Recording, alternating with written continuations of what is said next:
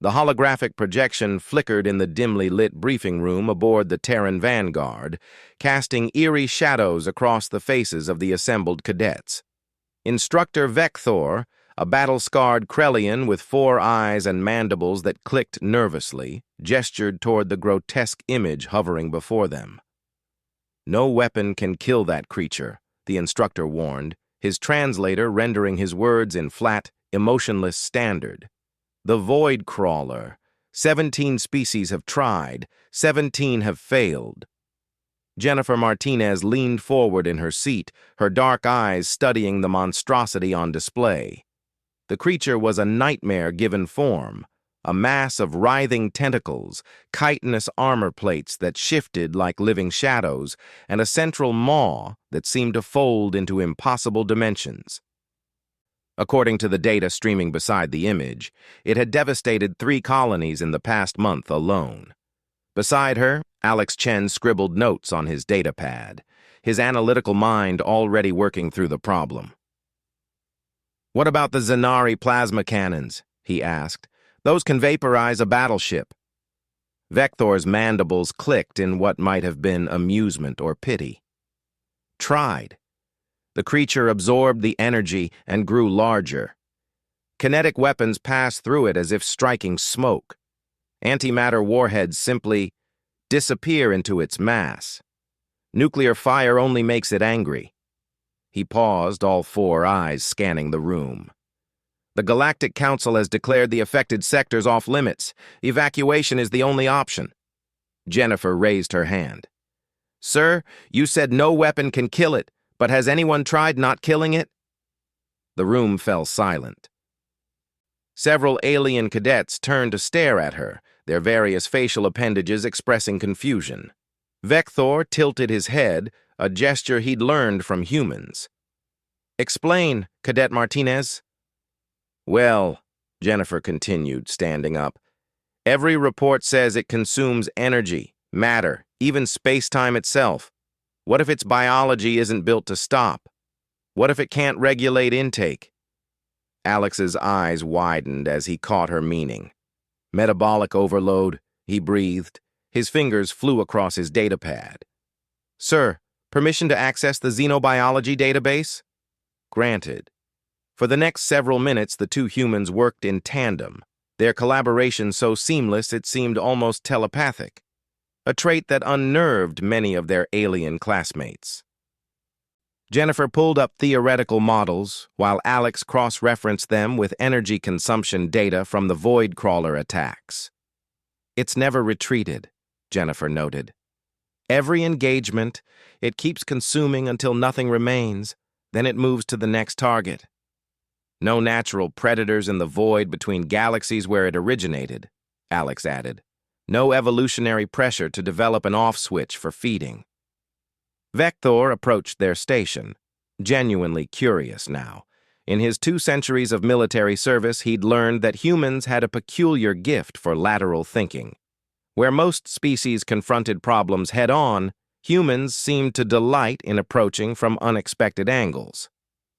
"You're proposing we feed it to death?" he asked. "Not exactly," Jennifer said, a slight smile playing at her lips. "We're proposing we give it indigestion." 3 days later, the Terran Vanguard dropped out of hyperspace at the edge of the Kefera system. The Void Crawler was there, a dark stain against the stars, currently in the process of consuming the system's outermost mining station. Distress signals had ceased an hour ago.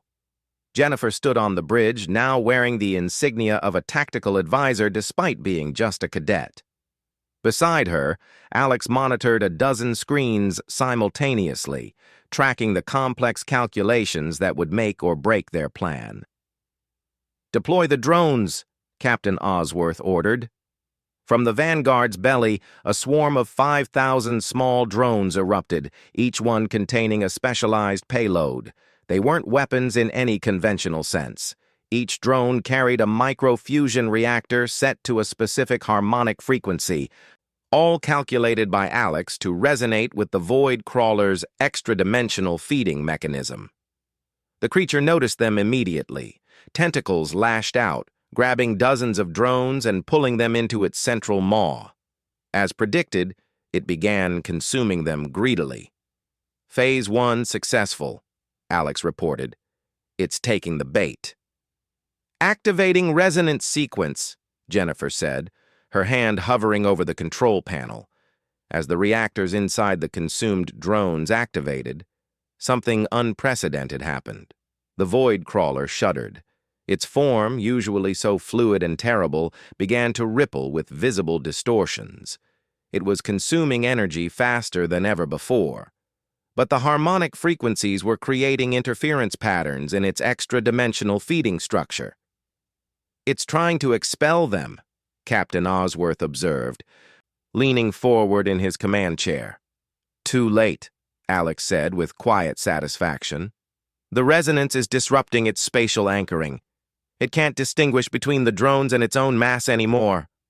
The creature began to convulse. More tentacles shot out, desperately grabbing more drones, unable to stop its own feeding response even as it poisoned itself. The remaining drones flew directly into its maw, and Jennifer activated the final sequence.